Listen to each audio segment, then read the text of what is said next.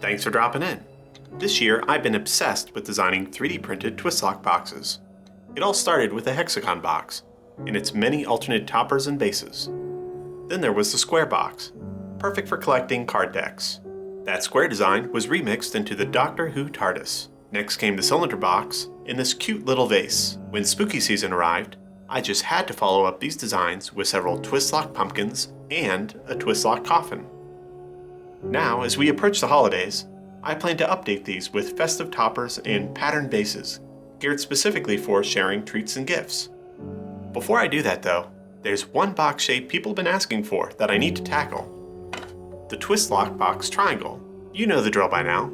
This tricky box won't open just by pulling or twisting the lid. Instead, you need to twist just the decorative topper, releasing these 3 latches.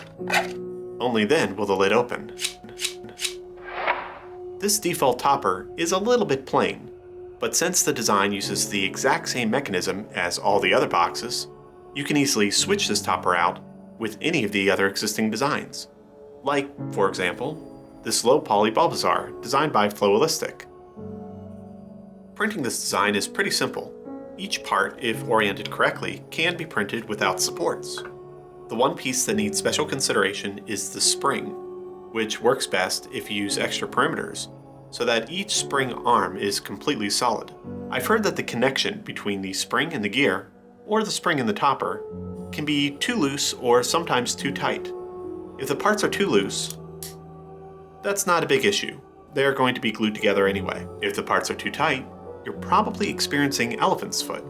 That's where the bottom layers of a print are squished down and fall out of spec. Rather than reprint the parts, a little sandpaper or trimming should take care of it. One spot particularly prone to elephant's foot is the hole in the gear. Just use an X-Acto knife and open that hole up a little bit. Assembly is the same as the other boxes. The first step is to glue the gear onto the spring. Next, test fit the latches in the lid. Make sure they slide back and forth freely. Now, test fit the spring in the lid. Be sure to pre-tension the spring by 1 notch. This helps keep the latches tight and gives the lid a nice springy feel. Next, we're going to glue these 3 edges of the spring into the lid. If you use liquid super glue, you can add them right into the crack right here and it will soak right in. Next, test fit the topper. If the alignment looks good, glue it on. Once you're certain the glue is holding, pop it onto the base and you're good to go. The project comes with a range of base sizes, all the way from extra small to extra large.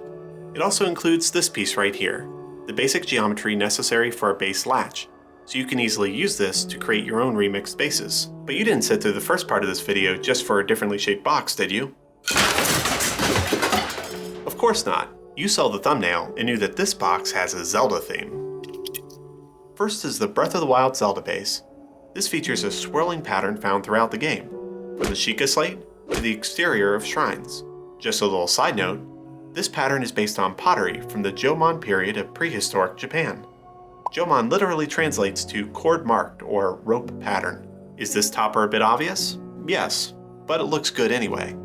This Triforce topper is as easy to print as these things come. Just make sure to switch out your filament partway through the print to really get the symbol to pop. The next topper is the Breath of the Wild logo. This logo is pretty intricate, so printing it may be a challenge, but it looks really nice. I really love how the Zelda team included a blossoming silent princess flower to reflect hope and growth in a fallen world. I saved the trickiest print for last. This topper is a remix of the wonderful Rusted Master Sword model by Derek Chang. I thought this model looked great, so I added the necessary hexagonal hole, and now it's fully compatible with this in all twist-lock boxes. If you print this topper, note that it definitely needs supports.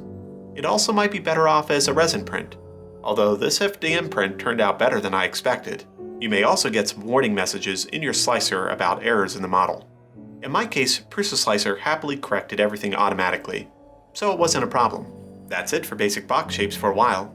I have a few non-twist-lock box projects in the works, but before November is out, there will be festive updates for all the geometric twist-lock box designs.